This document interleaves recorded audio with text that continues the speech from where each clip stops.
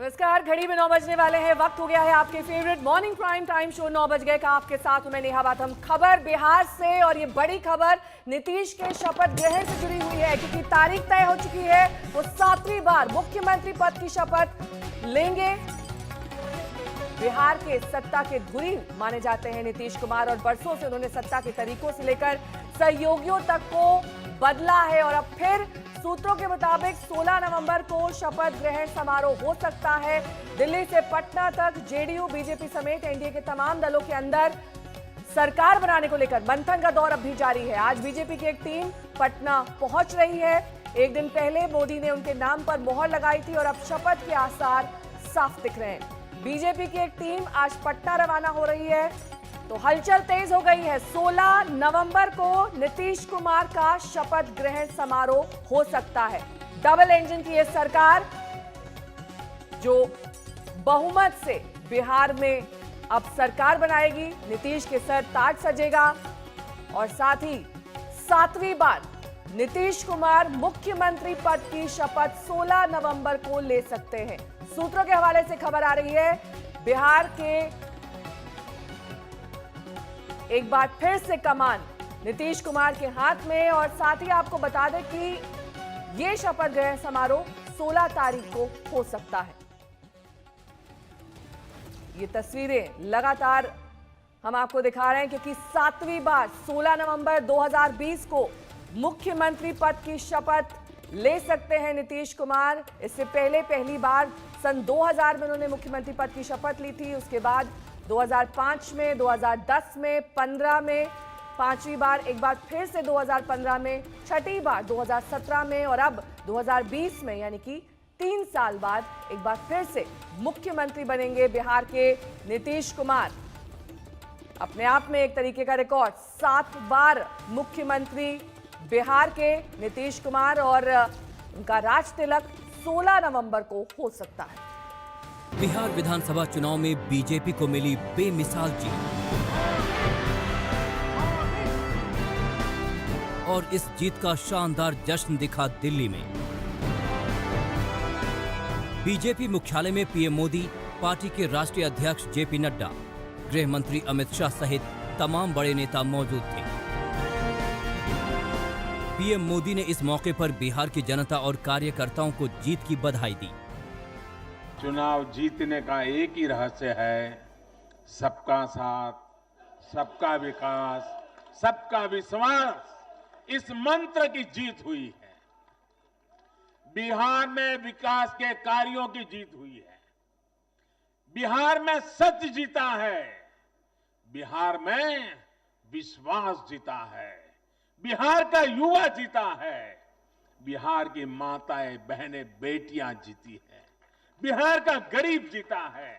बिहार का किसान जीता है। ये बिहार के आकांक्षाओं की जीत है। ये बिहार के गौरव की जीत है। लेकिन दिल्ली से पीएम मोदी के भाषण से सबसे बड़ा संदेश नीतीश कुमार के लिए ही था। 2020 विधानसभा चुनाव के नतीजे आने के बाद ऐसा पहली बार हुआ है जब 74 सीटें जीतकर बीजेपी बड़ी पार्टी बन गई है, और नीतीश कुमार की जनता दल यूनाइटेड 43 सीट जीतकर छोटे भाई की भूमिका में आ चुकी है। चुनाव के नतीजों का संदेश यही था कि नीतीश कुमार के खिलाफ सत्ता विरोधी लहर थी। एनडीए के बदले समीकरण की वजह से मुख्यमंत्री के चेहरे को लेकर कई अटकलें शुरू हो गई थी।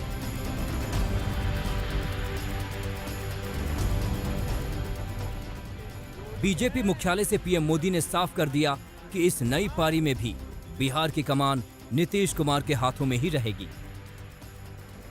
हम सभी भाजपा के कार्यकर्ता नीतीश जी के नेतृत्व में, एनडीए के कार्यकर्ता हर बिहारवासी के साथ इस संकल्प को सिद्ध करने में कोई कसर बाकी नहीं रखेंगे।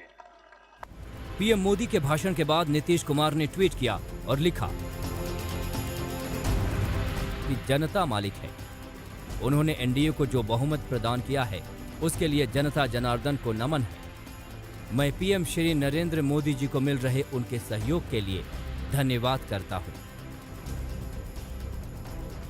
दरअसल मतगणना के दिन से ही मुख्यमंत्री के चेहरे को लेकर चर्चा शुरू हो गई थी।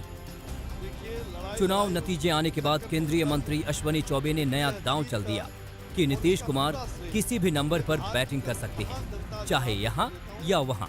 अगर नीतीश चाहेंगे तो केंद्रीय नेतृत्व उनके केंद्र में आने पर फैसला करेगा। लेकिन अब पीएम मोदी ने सार्वजनिक मंच से इन सभी अटकलों पर विराम लगा दिया है। अब ये तय हो गया है कि बिहार में सुशासन बाबू 7वीं बार मुख्यमंत्री पद की शपथ लेने जा रहे हैं। के प्रति सच्ची श्रद्धा और निष्ठा रखूंगा। श्वेता सिंह के साथ अशोक सिंघल, दिल्ली आज तक। रोहित सिंह हमारे संवाददाता इस वक्त तमाम जानकारी के साथ हमारे साथ जुड़ गए हैं। रोहित, 16 तारीख तय माने? ये देखिए, अब तक की जो जानकारी आ रही है उसके मुताबिक दिवाली के बाद शपथ ग्रहण होना तय था। तो पता चल रहा है कि 16 नवंबर को नीतीश कुमार 7वीं बार मुख्यमंत्री के तौर पर शपथ लेते हैं और उसको लेकर जो है वो तैयारियां भी शुरू हो गई हैं। तैयारी इस बात की कि दो दल है, मुख्य दल जेडीयू, उनके बीच में बातचीत का दौर शुरू हो चुका है कि नीतीश कुमार का जो मंत्रिमंडल होगा उसमें कौन कौन दल शामिल होंगे। हिंदुस्तानी अवाम मोर्चा, वीआईपी, किसको कितना पार्टिसिपेशन मिलेगा, कितना प्रतिनिधित्व मिलेगा, इसको लेकर जो प्राइमरी चर्चा है, इनिशियल जो बातचीत है वो शुरू हो चुकी है। और कल हमने देखा कि बीजेपी के प्रदेश अध्यक्ष संजय जायसवाल और मंत्री मंगल पांडे ने जीतन मांझी से जाकर 2 बार मुलाकात भी की है। यानी कि सरगर्मी तेज हो गई है सरकार को बनाने को लेकर। और अगले 1 से 2 दिनों में सभी जो दल हैं एनडीए के, उनकी एक अलग अलग विधायकों के साथ बैठक होगी और उसके बाद एनडीए की एक साझा बैठक होने वाली है विधायकों की, जो नए चुने हुए विधायक हैं, जिसके बाद नीतीश कुमार को वहां नेता चुना जाएगा विधायक दल का। और उसके बाद 16 नवंबर को बताया जा रहा है कि शपथ ग्रहण नीतीश कुमार का संभव है। ठीक है रोहित, बहुत बहुत शुक्रिया इस तमाम जानकारी के लिए आपका। रोहित सिंह हमारे संवाददाता जानकारी देते किस तरीके से अब 16 तारीख तय कर ली गई है नीतीश के शपथ ग्रहण समारोह के लिए। वहीं बीजेपी ने बिहार का संग्राम जीत लिया है और अब अगला लक्ष्य है पश्चिम बंगाल, जहां ममता बनर्जी से सीधी टक्कर है। पीएम मोदी ने बिहार चुनाव की जीत के जश्न के दौरान बिना नाम लिए बंगाल हिंसा को लेकर चेतावनी दी। पीएम मोदी ने कहा कि मौत के इस खेल में मत हासिल नहीं होता।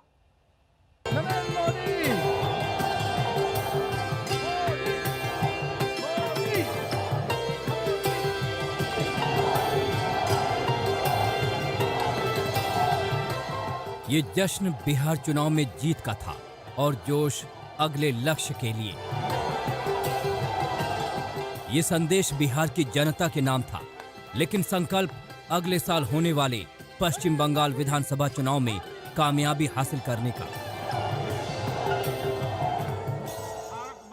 बिहार विधानसभा चुनाव में विजय का पताका फहराने के बाद पीएम मोदी ने कहा कि देश का विकास, राज्य का विकास आज सबसे बड़ी कसौटी है और आने वाले समय में भी यही चुनाव का आधार रहने वाला है। जो लोग ये नहीं समझ रहे, इस बार भी उनकी जगह जगह जमानत जब्त हो गई है। जो लोग ये नहीं समझ रहे, इस बार भी उनकी जगह, क्या हुआ मालूम है ना, जगह जगह जमानत जब्त हो गई है। पीएम मोदी ने बिना नाम लिए पश्चिम बंगाल की हिंसा को लेकर ममता बनर्जी की सरकार पर निशाना साधा। देश के कुछ हिस्सों में उनको लगता है कि भारतीय जनता पार्टी के कार्यकर्ताओं को मौत के घाट उतार करके वे अपने मंसूबे पूरे कर लेंगे। मैं उन सब से आग्रहपूर्वक समझाने का प्रयास भी करता हूं। मुझे चेतावनी देने की जरूरत नहीं है, क्योंकि वो काम जनता जनार्दन करेगी। पीएम मोदी ने कहा कि जो लोग लोकतांत्रिक लड़ाई लड़ने में सक्षम नहीं हैं, वो हिंसा का सहारा ले रहे हैं, लेकिन मौत के खेल से मत नहीं मिलेंगे। जो लोग लोकतांत्रिक तरीके से हमारा मुकाबला नहीं कर पा रहे हैं, हमें चुनौती नहीं दे पा रहे हैं,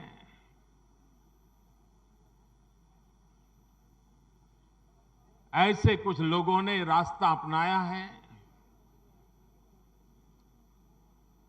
भारत के कार्यकर्ताओं की हत्या करने का।